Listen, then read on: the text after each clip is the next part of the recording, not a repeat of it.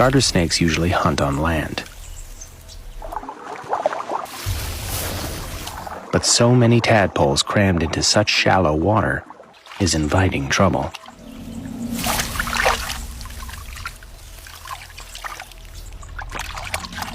But they will take to the water to prey on such easy targets.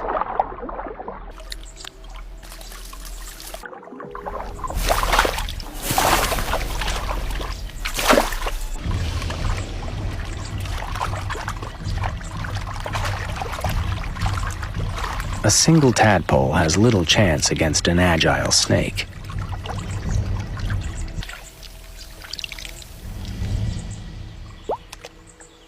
But with safety in numbers, the vast majority survive unscathed.